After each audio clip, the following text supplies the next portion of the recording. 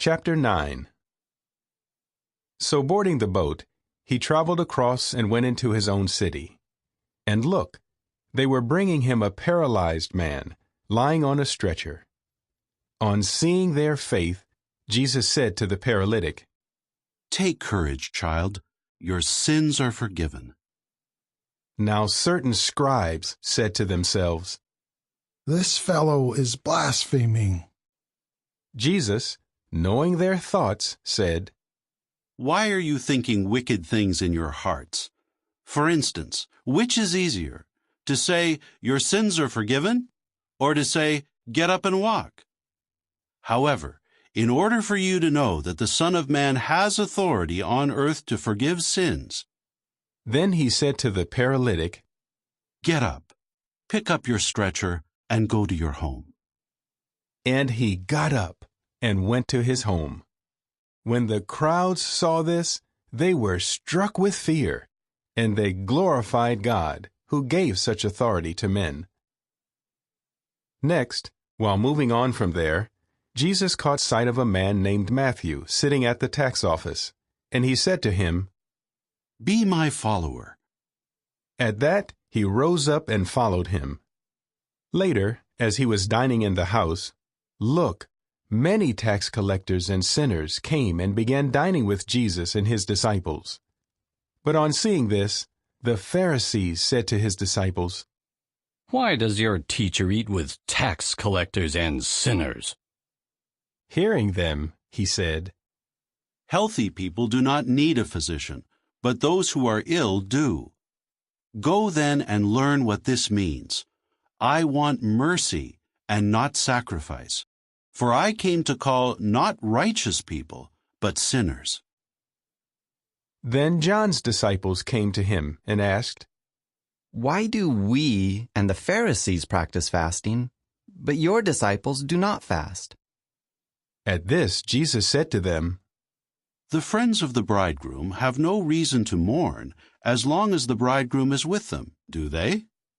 But days will come when the bridegroom will be taken away from them, and then they will fast.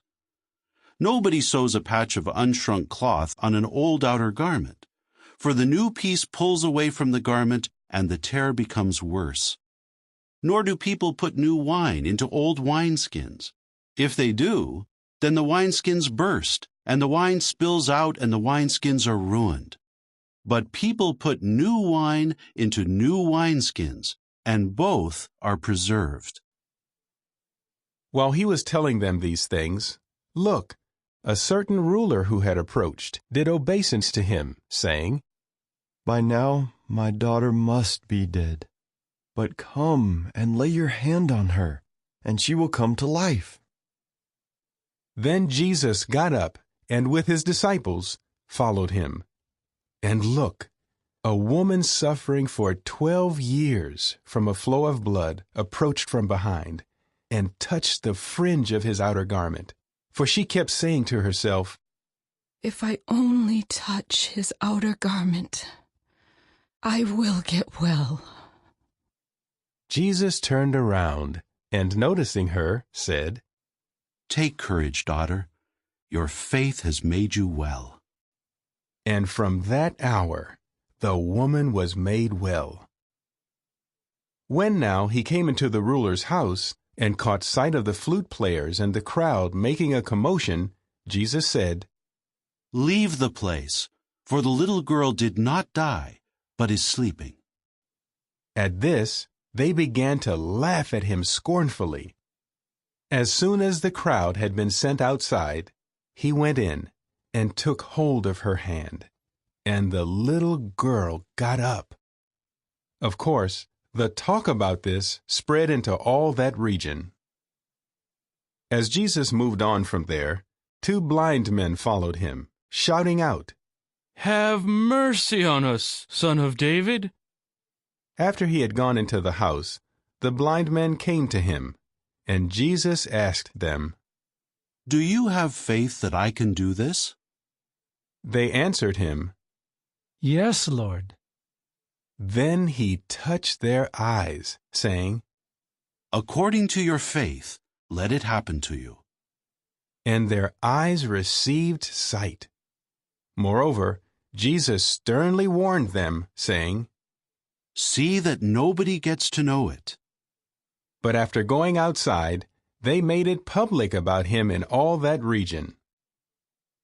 When they were leaving, look, people brought him a speechless man possessed of a demon, and after the demon had been expelled, the speechless man spoke. Well, the crowds were amazed and said, Never has anything like this been seen in Israel.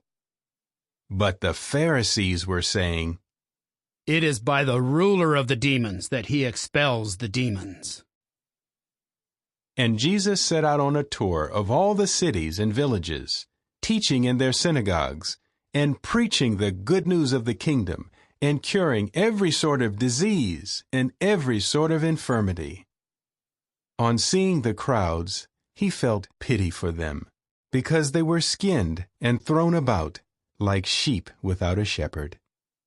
Then he said to his disciples, Yes, the harvest is great, but the workers are few. Therefore, beg the master of the harvest to send out workers into his harvest.